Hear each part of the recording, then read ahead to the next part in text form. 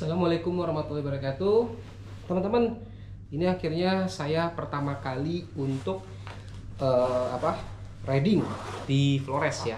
Start dari Labuan Bajo setelah motor dikirim beberapa hari dari Surabaya menuju ke Labuan Bajo. Nah, hari ini saya akan mulai start riding dari Labuan Bajo. Rencana saya hari ini langsung menuju ke arah Ruteng.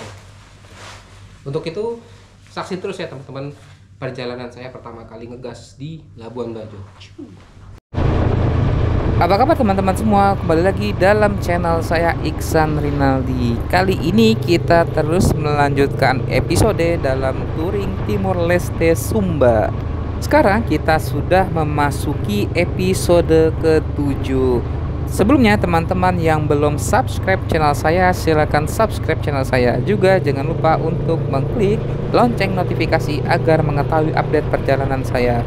Dan juga jangan lupa untuk klik like, komen, dan share agar channel saya semakin berkembang ke depan. Jangan lupa ya teman-teman.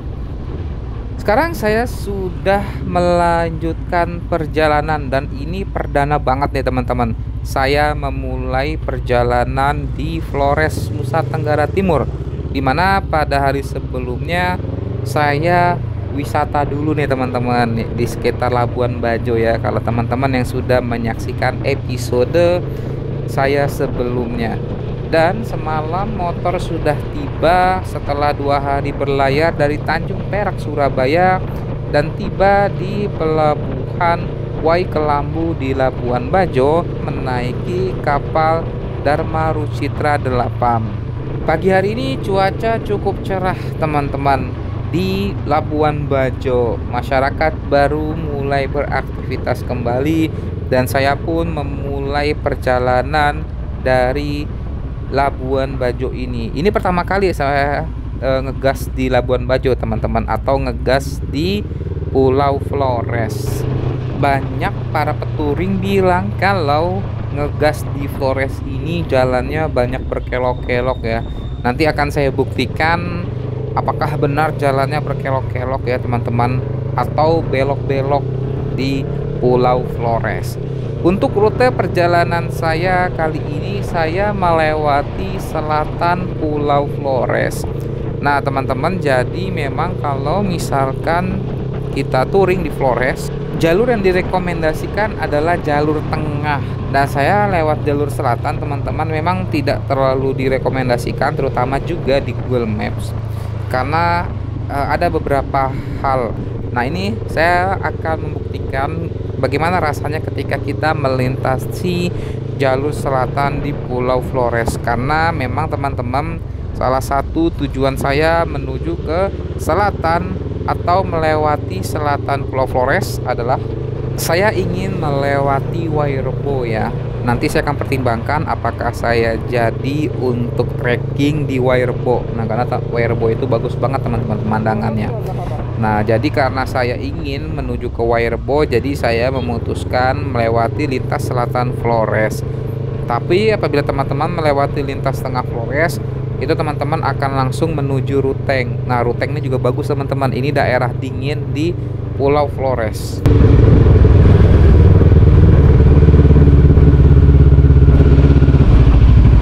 Pertama juga itu. Pertama.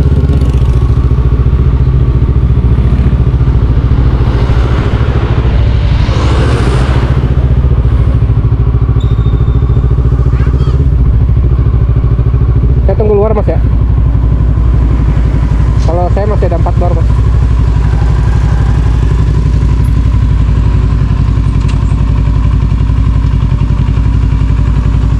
Antrian di pom bensin Labuan Bajo cukup panjang. Nah ini adalah antrian yang menunggu untuk mengisi pertalite juga solar. Dan di sekitar SPBU juga banyak bensin curah ya yang dijual. Jadi memang kalau teman-teman touring di Flores, teman-teman juga harus siap atau prepare terkait ketika keadaan memang harus ikut mengantri di pom bensin. Tapi memang biasanya masyarakat mengantri untuk bensin Pertalite ya ataupun solar. Untuk Pertamax itu tidak terlalu mengantri, cuman yang jadi masalah antrian ini memang terkadang menghalangi kita yang ingin masuk ke barisan mengisi Pertamax.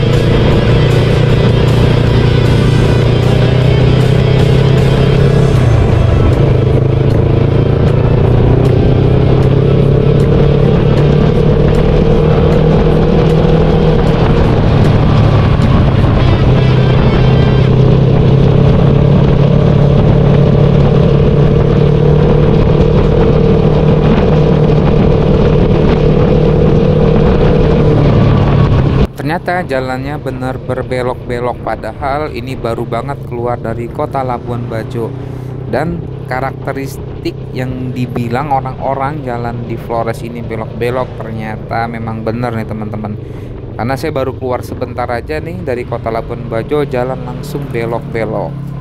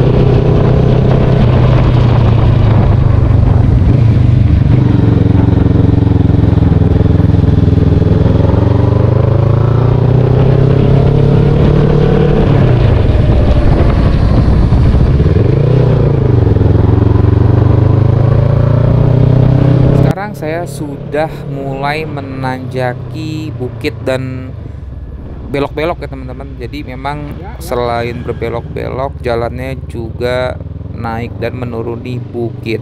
Di sini karena saya memang udah lama nggak riding dan baru mulai riding di sini, saya masih kaku banget bawa motornya, ditambah memang kondisi jalan cenderung banyak gelombang dan agak sedikit licin. Tidak jarang ditemui ada sedikit tumpahan oli yang ada di jalan, sehingga memang kita harus hati-hati ketika melintasi di lintas Flores ini.